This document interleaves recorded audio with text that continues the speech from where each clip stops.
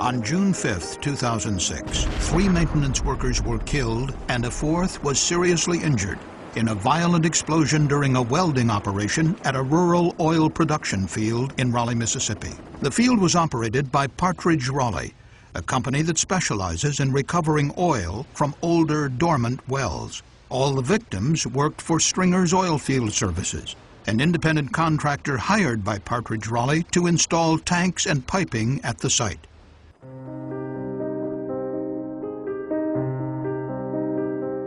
The following animation shows how unsafe work practices and a lack of training led to a tragic loss of life at the Partridge Raleigh oil field. The oil field had 4 tanks. 1 was for wastewater, 2 were storage tanks that held oil prior to sale, and a 4th larger tank, a so-called production tank, received oil from the well. A Stringer's Oilfield Services crew arrived and began work to connect a pipe between the large production tank and the nearest storage tank. To prepare for welding, contract workers removed the hatch from the large production tank to clean and air it out. They then checked for remaining flammable hydrocarbons in the tank by using an unsafe and unreliable technique, inserting a lit oxyacetylene torch to check for a flash from ignition. The big tank was in fact empty, but crude oil remained inside one of the storage tanks, warming under the morning sun. Unseen by the workers, flammable vapor from the crude oil was flowing from that tank into the other storage tank through an overflow line, and then out into the atmosphere through an uncapped 3-inch pipe. This open pipe end was just 4 feet away from where they planned to weld. In order to provide a platform for the welder, a ladder was placed horizontally between the 2 tanks. To stabilize the ladder, 2 workers stood on top of one end. A foreman observed the work from atop the production tank. The welder, who was perched on the ladder but wore a safety harness secured to the tank, began by making 2 small welds to a pipe fitting. Sparks showered from the welding process, igniting the flammable vapor that was escaping from the open pipe end. Flames flashed back through the open pipe into the storage tank, causing an explosion which blew off the tank lid and the ladder that 3 of the workers were standing on.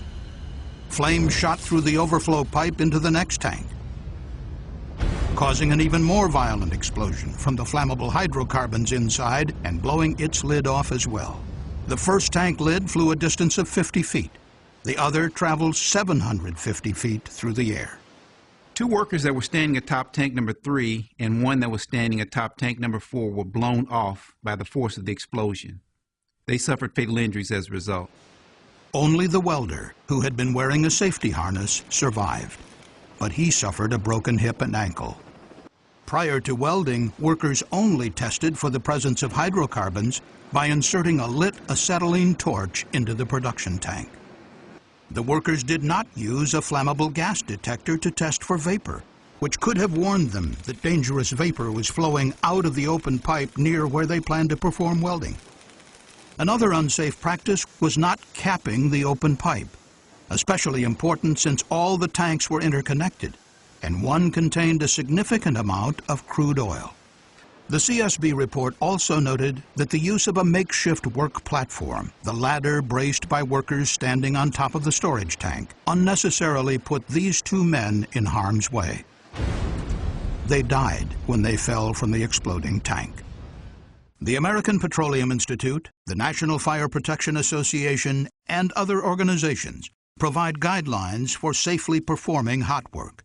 Safe practices include issuing written hot work permits, ensuring work is performed only by trained personnel who understand the hazards, isolating areas where hot work will be performed from piping or tanks that contain flammable or combustible liquids by installing caps, blinds, or other physical devices, and using a gas detector to test for a flammable atmosphere before and during work.